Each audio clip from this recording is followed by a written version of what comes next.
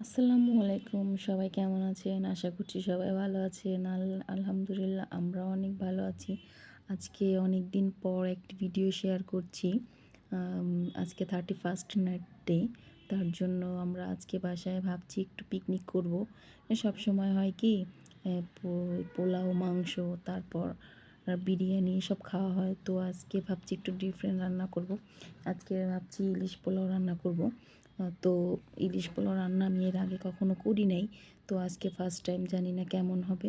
তার জন্য আপনাদের মাঝে শেয়ার করলাম। আমি মাছটাকে কেটে নিয়েছি, কেটে পরিষ্কার করে নিয়েছি। আমরা ৬-৭ জন, তার জন্য আমরা একটু ৭ পিস করেছি। হ্যাঁ, আমরা ৭ জন, তার জন্য 7 পিস করেছি। এদিকে পেঁয়াজ ভিজিয়ে দিয়েছি, কারণ দেশি পেঁয়াজ তো হালকা চোখ জ্বলতে পারে বা চোখ থেকে পানি পড়তে পারে। আমার এই সমস্যাটা হয় না, অনেকের হয়। তো ভাবছি একটু পেঁয়াজটাকে ভিজিয়ে রাখি। এই তো বিকেলবেলা, এখন সূর্য ডুববে, মাগরিবের আজান হয়ে যাবে। তার জন্য সব কিছু একটু ঝটপট রেডি করে করছি। রান্নাটা করব 11টার দিক দিয়ে। তো 12টার দিক দিয়ে একটু ছাদে যাব, তাই ভাবছি সব কিছু প্রসেসিং করে রাখি, শুধু 11টা বাজলেই রান্না করতে আসব, বেশি সময় তো লাগবে না। তাই তো আমি বেরেস্তা ভাজার জন্য ফ্রাই প্যান বসিয়ে দিয়েছি, গরম তেল দিয়ে দিলাম। তো তেলটা গরম হওয়ার জন্য আমি 1-2টা পেঁয়াজ দিচ্ছিলাম। আমি কনফিউশনে ছিলাম আমার পেঁয়াজটা গরম হচ্ছিল না কি, তার জন্য আমি 1-2টা করে পেঁয়াজ দিচ্ছি। তারপর দেখছি না, গরম হচ্ছিল না। তারপর আমি আবার কিছু দিয়েছি।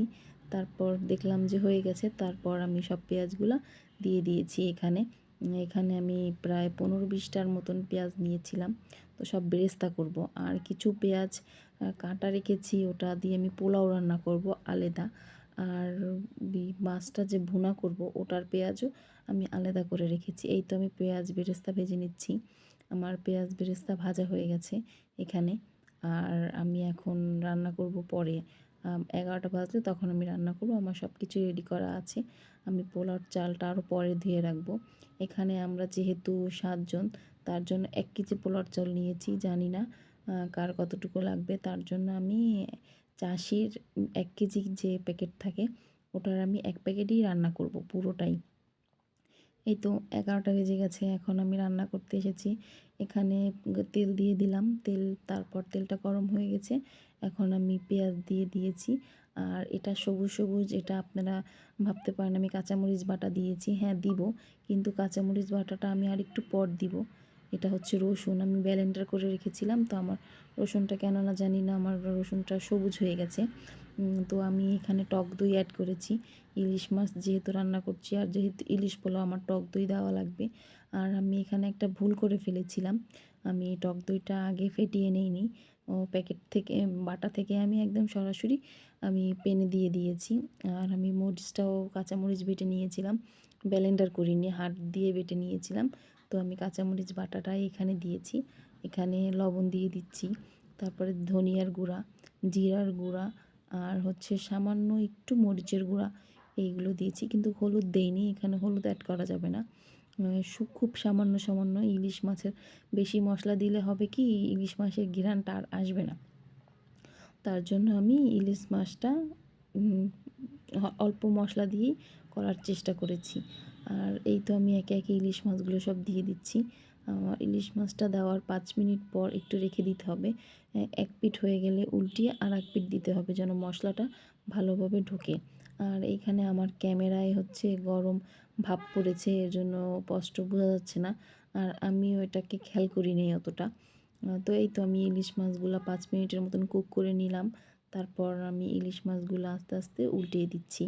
আমার উল্টানোর শেষ হয়ে গেলে আমি হালকা ঢেকে দিব এখানে। এটা সিদ্ধ হবে, আমি কোনো পানি দিব না। ওই যে ঢাকনা থেকেই যে পানিটা আসবে ওটাই থাকবে। 5 মিনিট রান্না করার পর আমি একটু বেরেস্তা দিয়ে দিলাম। বেরেস্তাটা হয়ে যাক, বেরেস্তাটা একটু ভালো করে মশলাটা ভিতরে ঢুকুক, বেরেস্তাটা তার জন্য দিয়ে দিলাম।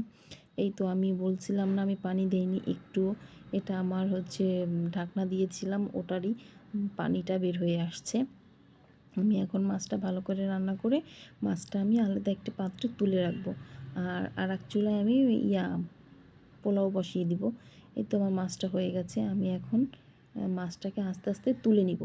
তুলে নেওয়ার পর আমি চুলাটা বন্ধ করে দিয়েছি। বন্ধ করে দিয়ে আমি হালকাভাবে আলতোভাবে উঠাবো, কারণ ইলিশ মাছটাতে যেহেতু আমি ভাজিনি, তো সেক্ষেত্রে আমার ভাঙার সম্ভাবনা অনেক বেশি। আর এই যে মশলাটাও আমি রেখে দিয়েছি, এটা আমি পোলাওর মধ্যে দিয়ে দেবো, তার জন্য যেন ইলিশ মাছের ঘ্রাণটা বা পোলাওর মধ্যে যেন আসে। আর এই তো আমি এখানে পেন বসিয়ে দিয়েছি, এখানে আমি তেল দিয়ে দিব। তাও কড়াইটা আমার গরম হয়ে গেলে তো আমি এখন তেল দিয়ে দিচ্ছি। তেল দেওয়ার পর আমি এখন পেঁয়াজ, সরি, আমি এখানে গরম মশলা দিইনি কোনো, শুধু এলাচ আর 2টা তেজপাতা দিয়েছি যেন হালকা একটু ফ্লেভার আসে। কারণ আমি চাই না যেন ইলিশ মাছের ঘ্রাণটা ইলিশ মাছেই থাকবে, অন্য কোনো মশলার যেন ঘ্রাণ না আসে। এখানে আমার পেঁয়াজ ভাজা হয়ে গিয়েছিল, তার জন্য আমি এখানে পোলার চাল দিয়ে দিয়েছি। আমি এখানে 1 কেজি পরিমাণে পোলার চাল নিয়েছি, বেশি নেই। আমি কনফিউশনে ছিলাম যে আমার এটাতে হবে কি না, তো আলহামদুলিল্লাহ আমার এই কড়াইটাতেই হয়ে গেছে, এই পেনটাতেই হয়ে গেছে।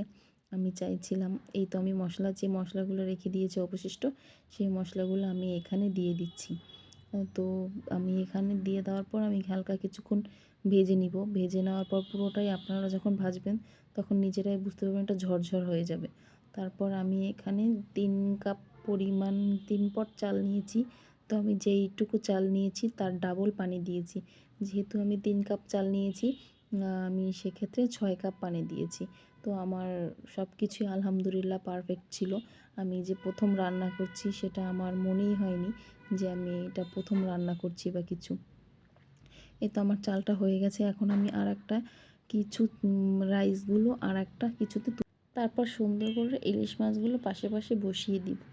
বসিয়ে দেওয়ার পর পরবর্তী যে চালগুলো রেখেছি ওটাতে আমি ইলিশ মাছের উপরে দিয়ে দিব। আর যখন তুলবো তখন খুব আলতো করে তুলতে হবে, কারণ ইলিশ মাছটা নরম, তাই আমি খুব আলতো করে তুলে নিব চালগুলো সরিয়ে। এখানে আর সব কিছু রান্নাই শেষ, এখন শুধু আমি বেরেস্তা আর ঘি দিয়ে দিব। এই তো ভিডিওটা আজকে এখানেই শেষ করলাম। কার কাছে কেমন লেগেছে কমেন্টে জানাবেন। আর সবাই ভালো থাকবেন, সুস্থ থাকবেন, আমাদের জন্য দোয়া করবেন। আল্লাহ হাফেজ।